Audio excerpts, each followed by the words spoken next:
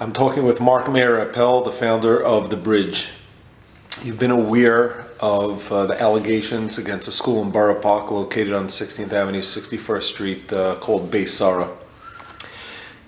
Parents are making serious allegations from rape, touching, and who knows what else. Dov Hikind has put out a series of videos on this matter. Now, you're one of the major advocates that have been fighting this particular issue for years. You've even gone down to Albany to fight for the Markey Bill. What is the latest with the Markey Bill, and what are your thoughts on what's going on with Boro, with the way it's being handled? First, let me start with the Child Victims Act. The Child Victims Act was yesterday, Wednesday, passed the Assembly, which has been passed for many, many years. The problem was in the New York State Senate, in the Republican side. So it passed in the Senate. There's a lot of pressure on the Republicans to try to cave in and support the Child Victims Act. I understand from Albany, from my sources, that they're coming back with some kind of compromise.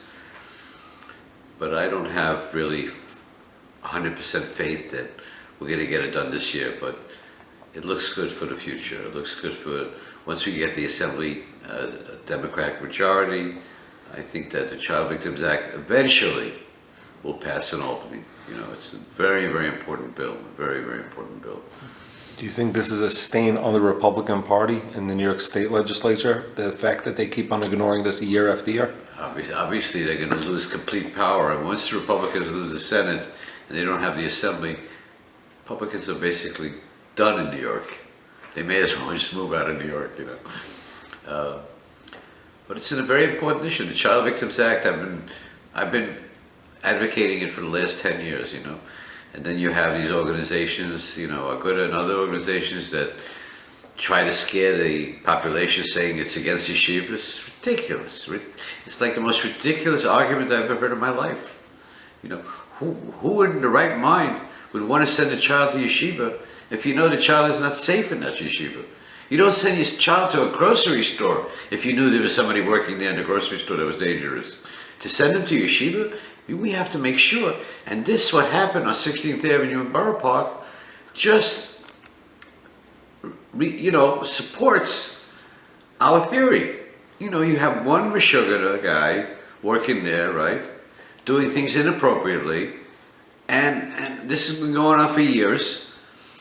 The parents have been complaining. I fully believe all the documents and all the information that Assemblyman Dov Hikind, I mean, it's absolutely credible. He's actually had emails and he had letters, right? And I would go stronger.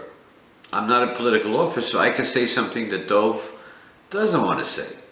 It's responsibility for a parent. If they get information, you can go to the principal, you can go to the assistant principal, but pick up the phone and call the police. If you don't call the police, or if you don't call the district attorney's office and file a complaint, you can't come back and complain now when all this thing is coming out. You have a responsibility, not only for your child, but for all the other children that will be abused in the next 10 years. All of those people that are sitting in jail for sexual abuse in the Orthodox Jewish community, had this information been available years ago, we could have stopped. I don't believe that the community still understands the impact on a person that was sexually abused. The impact on their lives. It destroys them, it destroys their wives, it destroys the children. There's countless stories. And we're not talking about OTD boys that protest against you guys, the rabbis. We're talking about chashiva families that unfortunately had an incident, and if it wasn't addressed, it turned out to be serious and explosive. We need the Child Victims Act. We need the Rabbanim to stand up and say enough is enough. Enough is enough. Enough with the politic. Enough with scaring everybody. Nobody's closing any yeshivas. But every person, myself, yourself, parents, school administrators, if we're not held responsible, who will be responsible?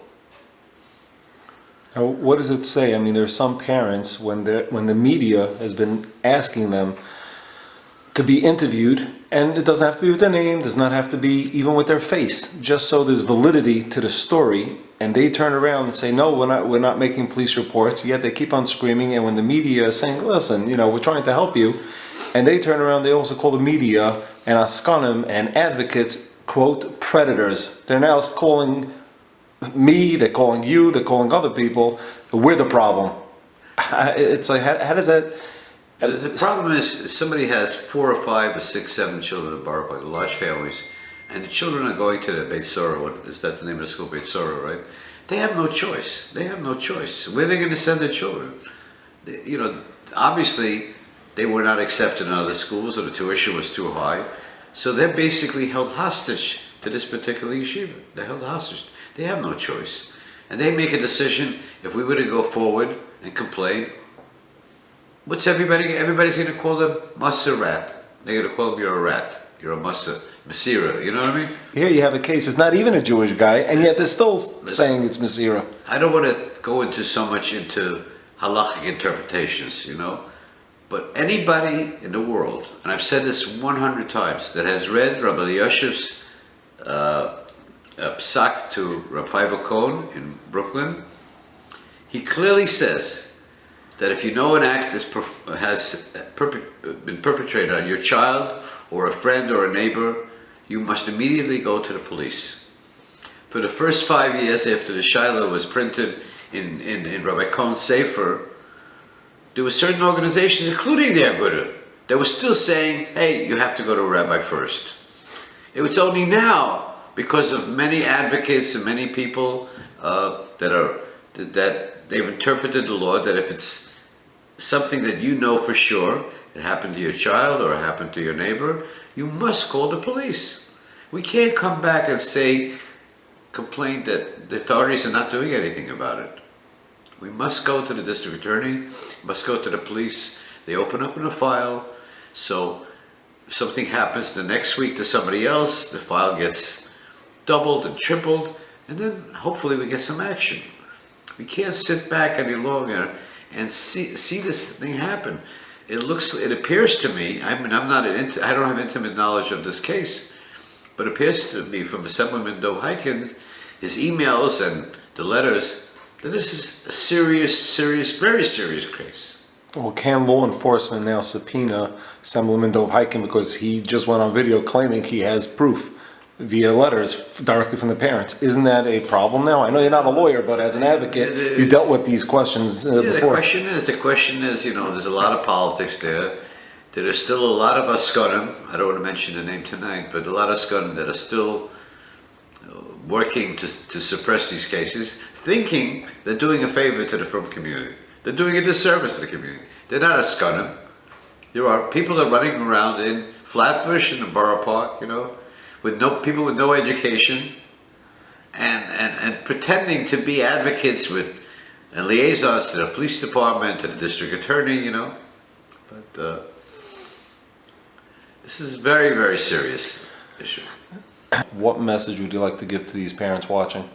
If you have a child that has confided in you that a crime was committed against them, that they were touched inappropriately, you have a responsibility according to Das Torah and the law of the Medina. You must go immediately to the police, share your concern tell them you want to be discreet, but you have a responsibility to report that crime. If you don't report that crime, many other victims for the next 40 years, all those perpetrators in the notoriously trials in our community, those that were convicted, whether it was Leibowitz, whether it was Weberman, if we had a system where years ago these cases were reported, we wouldn't have had so many victims. It's your responsibility. It's your responsibility not only for your child, but for my child and all of our children. So you must go to the authorities. You tell them you want to be discreet about it, but you must report exactly what happened. The police department are trained. They have investigators telling them what happened, and then somebody else tells them what happened, and it's a pattern. It's the same pattern. The guy invites you to his bungalow. The guy invites you to the classroom. He invites you to his car. By giving that information, the police department is trained to ascertain the truth. They'll believe you, because if they hear one parent say the way this perpetrator approached the victim, and another, if they see it, that there is a pattern, and there's a pattern of truth, then they will prosecute and go afterwards.